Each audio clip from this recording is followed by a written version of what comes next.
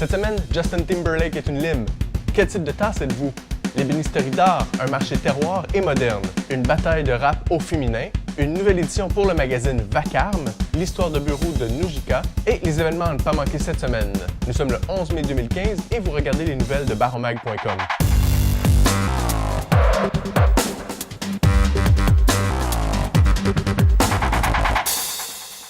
Bon lundi les petits! Aujourd'hui, j'ai pas le goût de faire une intro spectaculaire, donc on part tout de suite avec les nouvelles. Soutenant que la technologie a pris d'assaut la vie familiale, Dolmio, une entreprise de sauce tomate australienne, a lancé un tout nouveau moulin à poivre qui a la particularité d'arrêter les téléviseurs et désactiver les appareils mobiles utilisant du Wi-Fi. Le Dolmio Pepper Hacker veut ramener le temps de qualité en famille lors des soupers.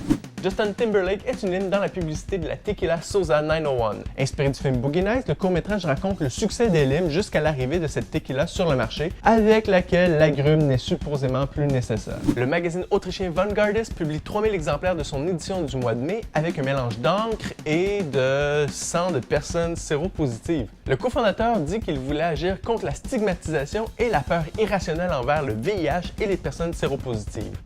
Est-ce qu'on peut juger la personne que vous êtes juste en regardant votre tasse? Que vous ayez encore un esprit d'enfant, que vous soyez plutôt le genre artiste dans l'âme, ou que vous soyez le farceur fatigant, le site gfin.tv vous présente 17 tasses pour tous les types de personnes. Me croirez-vous si je vous dis que je peux faire une chaise design avec ce bout de bois? Vous avez raison, la réponse est non. Car j'ai pas suivi de cours d'ébénisterie d'art. Baron a fait un petit reportage sur ce métier peu connu, mais qui vous permet de faire des choses que vous ne serez jamais capable de vous payer vous-même. Les femmes peuvent aussi rapper. Ça vous étonne, espèce de gang de machos condescendants? C'est pour vous clouer le bec que le promoteur Filigrane, cofondateur des Word Up Battles et membre en règle du Cassis A, vous invite à un nouvel événement de bataille de mots avec seulement des femmes sur le ring. C'est ce que nous raconte Dr Bro dans sa chronique mensuelle Le Check-up Rap sur le site camuse.ca. Fervent amateur de musique punk, prosternez-vous car la nouvelle édition imprimée du magazine Vacarme est enfin disponible. La publication qui présente des critiques d'albums, des entrevues et des revues de concerts en est à sa 3e édition. Baron s'est entretenu avec son éditeur Carl Soulière-Crépeau pour vous parler du projet qui existe aussi sur le web. C'est l'entreprise d'accessoires de mode Nujika qui joue le jeu de l'histoire de bureau cette semaine. Les deux entrepreneurs, Catherine Cournoyer et Ginny Lévesque, nous soulignent que il faut se sentir en contrôle de notre horaire et être dans le moment présent. Qu'est-ce qui se passe cette semaine? Le mercredi 13 mai est le lancement de la publication annuelle Pika qui en est à sa 6e édition. Le magazine célèbre la vitalité de la communauté artistique de l'UQAM.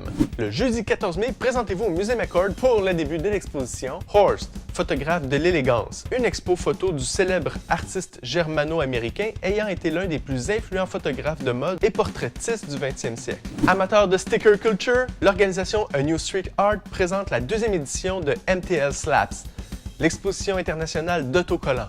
Plus de 70 artistes internationaux viendront présenter leurs œuvres uniques le samedi 16 mai. Voilà ce qui termine nos nouvelles de la semaine et je vous invite à nous suivre sur Facebook, Twitter, Instagram et Pinterest. Prenez note que je prendrai congé la semaine prochaine car c'est l'ouverture de la pêche du doré à Témiscamingue. Une bonne occasion de commencer à boire de la Coors Light à partir de 8 h le matin et de voir son voisin pêcher des plus gros poissons que toi.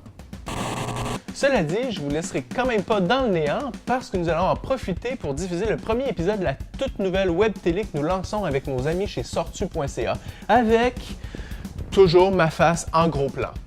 Je vous laisse avec quelques images et je vous souhaite un bon long week-end.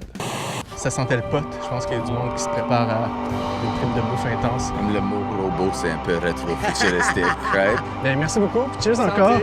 On en fait juste un peu moins que Police Academy. Quand même sec un petit peu. Ben du beurre. Tu l'as essayé? Je t'ai pas essayé. Je sais pas s'il va.